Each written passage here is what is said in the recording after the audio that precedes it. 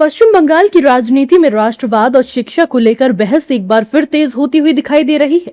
पश्चिम बंगाल की शुवेंदु सरकार ने राज्य में मदरसा शिक्षा के संबंध में एक बड़ा फैसला लिया है।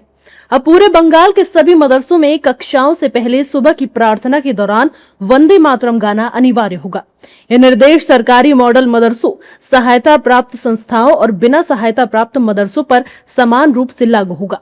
इस फैसले के बाद राजनीतिक माहौल पूरी तरह से गर्मा गया है। बीजेपी ने दावा किया था कि अगर उनकी सरकार बनी तो शिक्षा व्यवस्था में बड़े बदलाव देखने को मिलेंगे। हालांकि सीएम शुवेंदु अधिकारी का शिक्षा व्यवस्था में यह पहला निर्देश है। इसी को लेकर बीजेपी नेताओं का कहना है कि देश में रहकर अगर आप देश का गीत नहीं गा सकते तो आपको देश में रहने का कोई हक नहीं है। मैं मानता हूं कि वंदे मातरम को लेकर के किसी भी तरह की किसी को भी सांप्रदायिक असहिष्णुता और स्पृश्यता का माहौल नहीं पैदा करना चाहिए। जो लोग जो है वो वंदे मातरम को लेकर के सांप्रदायिक असहिष्णुता और स्पृश्यता का माहौल पैदा करना चाहते हैं, अनटचेबिलिटी और इंटॉलरेंस का माहौल पैदा करना चाहते हैं, वो देश के सौहार्द के माहौल के ताने बाने को नुकसान पहुंचाने की कोशिश कर रहे हैं। ऐसे लोगों को सफल नहीं होने देना है। राष्ट्रवाद हमारे रग रग में है, खून में है। इस देश के जितने भी लोग हैं वो राष्ट्रवादी हैं, इसलिए राष्ट्रवाद के नियम के अनुसार सबको चलना है। तो वंदे मातरम हमारा राष्ट्रगीत है, क्यों नहीं गाएंगे भाई? स्कूल हो चाहे मदरसा हो, देश में राष्ट्रगीत और राष्ट्रगान नहीं गाया जाएगा तो क्या गाया जाएगा? इसमें क्या दिक्कत है? ये तो कांग्रेस की पहले अधिवेशन में भी वंदे मातरम गाया गया था और उस टाइम ज़्यादातर लोग वहाँ कई जो बड़े मुस्लिम नेता थे वो भी थे।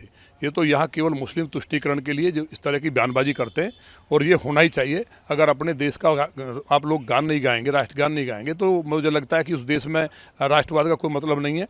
मैं वहाँ के माननीय मुख्यमंत्री जी शुवेंदु जी को बधाई देता हूँ कि उन्होंने आते ही वहाँ के गुंडों की कमर तोड़नी शुरू कर दी है। हालांकि विपक्ष बंगाल सरकार के इस फैसले पर नाराज दिखाई दे रहा है। विपक्षी नेताओं के मुताबिक बीजेपी खास एजेंडे पर काम करती है और उसी को आगे बढ़ा रही है। ये संविधान के अंदर अपने धर्म को मानने की, अपनी धार्मिक संस्थाओं को चलाने की पूर्ण आज़ादी है और किसी तरह की मदाखलत उसके अंदर सरकार की नहीं है। ये संविधान को रौंद रहे हैं, ये संवैधानिक मर्यादाओं को रौंद रहे हैं। इनकी दुश्मनी देश के अंदर संविधान से है, जो कि संविधान सबको बराबरी का अधिकार देता है। ये देश के अंदर रहने वाले दलितों को, आदिवासियों को, पिछड़ों को और मुसलमानों को ये दबा करके दोयम दर्जे पर रखना चाहते हैं। इनकी यही मंशा है, इसके अलावा कोई मंशा नहीं। ये भारतीय जनता पार्टी का मुख्य एजेंडा है और वो एजेंडे के तहत काम कर रही है, इससे ज्यादा कुछ नहीं। जो सुप्रीम कोर्ट के संज्ञान में है, जो कहेगा सुप्रीम कोर्ट मानना होगा। बता दें कि पिछले दिनों पश्चिम बंगाल और असम में अपनी शानदार जीत के बाद प्रधानमंत्री नरेंद्र मोदी की अध्यक्षता वाली केंद्र कैबिनेट ने राष्ट्रगीत वंदे मातरम को राष्ट्रगान जन गण मन के बराबर का दर्जा देने का फैसला किया है।